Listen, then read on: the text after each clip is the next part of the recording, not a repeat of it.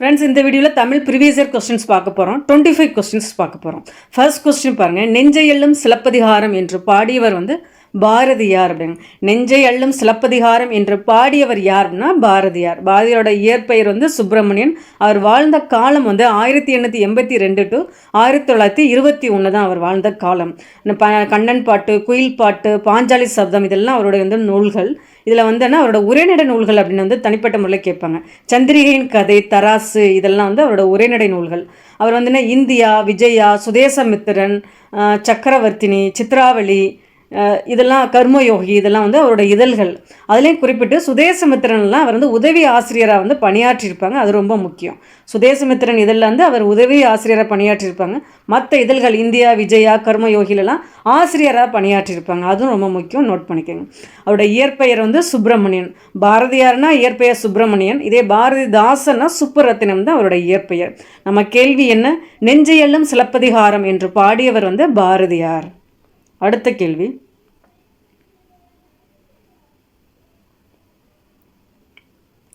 சைவ சமய குரவர் நால்வருள் அரிமர்த்தன பாண்டியனிடம் தலைமை அமைச்சராக பணியாற்றியவர் யார் அப்படின்னாங்க.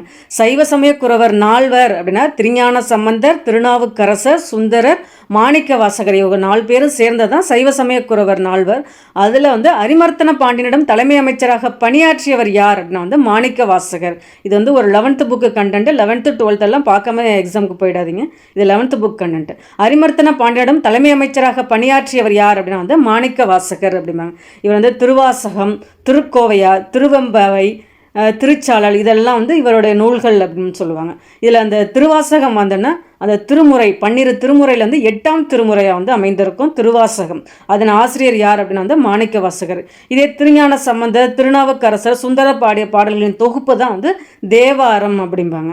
இதே மாணிக்க வாசகரோட திருமுறை திருவாசகத்தில் 8ஆம் திருமுறையாக இருக்கும். அதையும் நோட் பண்ணிக்கோங்க. நம்ம கேள்வி என்னென்னா, சைவ சமய குரவர் நால்வருள் அரிமர்த்தன பாண்டியனிடம் தலைமை அமைச்சராக பணியாற்றியவர் யார் அப்படின்னா மாணிக்க வாசகர். மருந்து போல்களின் பெயரில் அமைந்த 2 நூல்கள் என்ன? திரிகடுகம், ஏலாதி அப்படிங்க. திரிகடுகத்தின் ஆசிரியர்னா நல்லாதனார் வருவாங்க.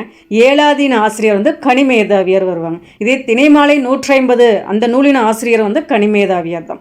அவரோட கேட்டிருந்தாங்க 17 கீழ்கணக்கு நூல்களில் 2 நூல்கள் பாடியவர் யார் அப்படின்னா கனிமேதாவியார் கேட்டிருந்தாங்க. அந்த கேள்வியை நோட் பண்ணிக்கோங்க.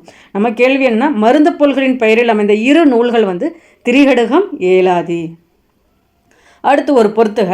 கான் அப்படின்னா காடு, உழுவை புலி, மடங்கல் சிங்கம், எண்குன கரடி. கான்னா காடு, உழுவைனா புலி, மடங்கல்னா சிங்கம், எண்கு அப்படின்னா கரடி. அடுத்து பாருங்க, பகைவனிடம் அன்பு காட்டு என கூறும் நூல் என்ன? பைபிள் அப்படின்னாங்க. பகைவனிடமும் அன்பு காட்டு என கூறிய நூல் பைபிள் அப்படின்னா. அதிக அளவில் மொழிபெயர்க்கப்பட்ட நூல் எது அப்படின்னாலும் நமக்கு பைபிள் தான் வரும். அதையும் நோட் பண்ணிக்கோங்க. அடுத்து ஒரு பொருந்தாததை தேர்ந்தெடுத்து எழுதுகவங்க. கடுவழி சித்திர அறிவுரைகளே பொருந்தாதது தான் நம்ம கேள்வி. அந்த டி ஆப்ஷன் மட்டும்தான் பொருந்தாது. மற்ற 3 ஒரு இடம் ரீட் பண்ணிக்கோங்க. பெண்களை பழித்து பேசாதே, பாம்போடு விளையாடாதே, போலி வேடங்கள் புனையாதே அப்படிங்கிற மாதிரி வரும். அந்த 3மே தான் அறிவுரைகள் அவருடையது. பொருந்தாதது தீயொழுக்கம் செய்யாதே அப்படிங்கிறது அது இல்லை. அடுத்து பாருங்க, பொருத்தமான பழமொழியை கண்டறி. கற்றவனுக்கு கட்டுச்சோறு வேண்டா அப்படின்னா ஆற்றுனா வேண்டுவது இல் அப்படின்னாங்க. ஃபர்ஸ்ட் இந்த வரிகள் எதில் இடம்பெற்றிருக்கும் அப்படின்னா பழமொழி 400ல் இடம்பெற்றிருக்கும். அடிக்கடி கேட்டிருக்காங்க. ஆற்றுனா வேண்டுவது இல், இது இந்த வரிகள் எதில் உள்ளது அப்படின்னா பழமொழி 400. அதன் ஆசிரியர் யார் அப்படின்னா மூன்றுரை அறையனார். கற்றவனுக்கு கட்டுச்சோறு வேண்டா அப்படின்னா இதுக்கு பொருத்தமான பழமொழி ஆற்றுனா வேண்டுவது இல். அடுத்து பாருங்கள், அகநானூறில் முதல் 120 பாடல்கள் அடங்கிய பகுதி அப்படின்னாங்க. அகநானூறு அப்படின்னா அதன் சிறப்பு பெயர் நெடுந்தொகை. அதன் அடிவரையறை 13 to 31 தான் அதன் அடிவரையறை. நமக்கு அதில் 3 பிரிவுகள் இருக்கும். கலிற்றியான நிறை, மணிமடை பவளம், நித்திலக்கோவை அப்படின்னு இருக்கும். அதில் ஃபர்ஸ்ட் கலிற்றியான நிறை 120 பாடல்கள் இருக்கும். மணிமடை பவளம் 180 பாடல்கள் இருக்கும். நித்திலக்கோவை 100 பாடல்கள் இருக்கும். நம்ம கேள்வி, ஃபர்ஸ்ட் முதல் 120 பாடல்கள் அடங்கிய பகுதி தான் கலிற்றியானை நிறை. அகநானூற்றில் முதல் 120 பாடல்கள் அடங்கிய பகுதி கலிற்றியானை நிறை. அடுத்து பாருங்க, வியாசரின் பாரதத்தை தழுவி எழுதப்பட்ட நூல் பாஞ்சாலி சபதம். வியாசரின் பாரதம் அதை தழுவி எழுதப்பட்ட நூல் தான் பாஞ்சாலி சபதம். இதன் ஆசிரியர் யாருன்னா பாரதியார். மூன்றுரை அரையனார் என்ற பெயரில் அரையனார் என்னும் சொல்லின் பொருள் வந்துன்னா அரசன் அப்படின்னா. நம்ம இப்போ தானே பார்த்தோம் ஆற்றுனா வேண்டுவது இல் அப்படின்னா வந்து அது பழமொழி 400.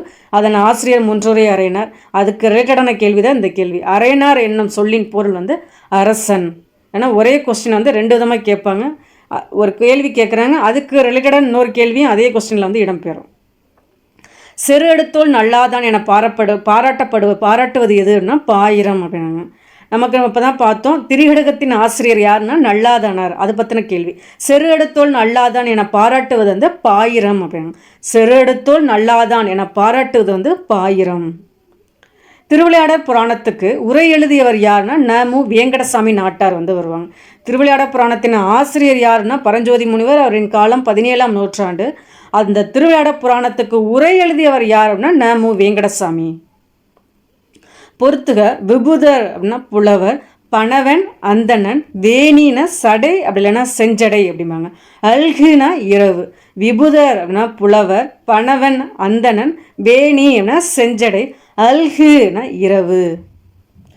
பிரித்தெழுதுக பாருங்க. வாயின் நீர் அதை எப்படி பிரிக்கிறாங்கன்னா வாயின் கூட்டல் நீர் தான் வாயின் நீர். நடுவண் அரசு தமிழ் மொழியை செம்மொழியாக அறிவித்த வருடம்னா நடுவண் அரசு வந்துன்னா 5 மொழிகளுக்கு வந்து செம்மொழி அந்தஸ்து கொடுத்துருப்பாங்க. அதில் செம்மொழி அந்தஸ்து வந்து 6 மொழிகளுக்கு வந்து செம்மொழி அந்தஸ்து வந்து கொடுத்துருப்பாங்க நடுவண் அரசு. அதில் முதல்ல தமிழுக்கு தான் செம்மொழி அந்தஸ்து கொடுத்துருப்பாங்க. எந்த ஆண்டுனா 2004. நடுவண் அரசு தமிழ் மொழியை செம்மொழியாக அறிவித்த வருடம் வந்து 2004. நுண்ணிய நூல் பல கற்றவருக்கே அமைந்த அரியக்கலை எது அப்படின்னா பேச்சுக்கலை அப்படிங்க. நுண்ணிய நூல் பல கற்றவருக்கே அமைந்த அரியக்கலை வந்து பேச்சுக்கலை. என்னுடைய நாடு என்னும் பாடல் இடம்பெற்றுள்ள தலைப்பு வந்துன்னா தேசிய மலர். இது வந்து ஓல்டு புக் கண்டென்ட்டாக அதுவுமே பார்த்துங்க. இது இந்த நாமக்கல் கவிஞர் அவரோட பாடத்தில் தான் இது வரும். என்னுடைய நாடு என்னும் பாடல் இடம்பெற்றுள்ள நூல் வந்து தேசிய மலர். சூரிய ஒளி பெறாத செடியும் பகுத்தறிவு ஒளி பெறாத சமுதாயமும் வளர்ச்சி அடையாது என உணர்ந்தவர் யார்னா பாரதிதாசன். சூரிய ஒளி பெறாத செடியும் பகுத்தறிவு ஒளி பெறாத சமுதாயமும் வளர்ச்சி அடையாது என உணர்ந்த வந்து பாரதிதாசன். பாரதிதாசன் வந்து குயில் என்ற இதெல்லாம் வந்து நடத்தியிருப்பாங்க. அது ரொம்ப முக்கியம். அதையும் பார்த்துக்குங்க. இளைஞர் இலக்கியம், இருண்ட வீடு, குடும்ப விளக்கு இதெல்லாம் வந்து பாரதிதாசன் அவர்களுடைய நூல்கள். அதை நோட் பண்ணிக்கோங்க. அவர் வந்து குயில் என்னும் இதழையும் வந்து நடத்தியிருப்பார். இணையில்லை முப்பாலுக்கு இந்நிலத்தே இதெல்லாம் வந்து இவருடைய இதுதான், இவரோட பாடல் வரி தான். இது வந்து கேட்டிருக்காங்க. இணையில்லை முப்பாலுக்கு இந்நிலத்தே. இது வந்து இதன் ஆசிரியர் யார் அப்படிங்கிற மாதிரி கேட்டிருக்காங்க. பாரதியார். அந்த வரிக்கு உரியவர் யார் அப்படின்னா வந்து பாரதிதாசன் வருவாங்க. சூரிய ஒளி பெறாத செடியும் பகுத்தறிவு ஒளி பெறாத சமுதாயமும் வளர்ச்சி அடையாது என உணர்ந்தவர் பாரதிதாசன். அரசினர் கீழ்த்திசை சுவடி நூலகம் அமைந்துள்ள இடம் வந்து எதுனா சென்னை அப்படிங்கிறாங்க. அரசினர் கீழ்த்திசை சுவடி நூலகம் அமைந்துள்ள இடம் வந்து சென்னை. திராவிட என்னும் சொல்லே தமிழ் என்னும் சொல்லிலிருந்து உருவானதாகும். இது வந்து கூறியவர் யாருன்னா ஈராஸ் பாதிரியார். திராவிட என்னும் சொல்லே தமிழ் என்னும் சொல்லிலிருந்து உருவானது என கூறியவர் வந்து இராஸ் பாதிரியார்.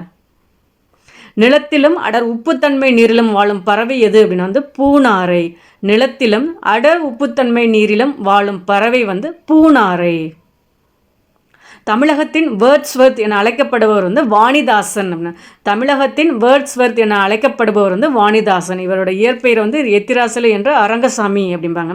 தமிழகத்தின் வேர்ட்ஸ்வர்த் என அழைக்கப்படுபவர் வாணிதாசன். நாடக சாலை ஒத்த நற்கலா சாலை ஒன்று நீடுலகில் உண்டோ என்று இது யாருடைய கூற்றுனா கவிமணி தேசிக விநாயகம் பிள்ளை அவர்களுடையது. நாடக சாலை ஒத்த நற்கலா சாலை ஒன்று நீடுலகில் உண்டோ நிகழ்த்து. இது யாருடைய கூற்று அப்படின்னா கவிமணி அவர்களுடையது. இவர் வந்து கன்னியாகுமரி மாவட்டத்தில் தேரூரில் பிறந்திருப்பாங்க. 36 ஆண்டுகள் வந்து ஆசிரியராக பணியாற்றியிருப்பாங்க. நாடக சாலை ஒத்த நற்கலா சாலை ஒன்று நீடுலகில் உண்டோ நிகழ்த்து.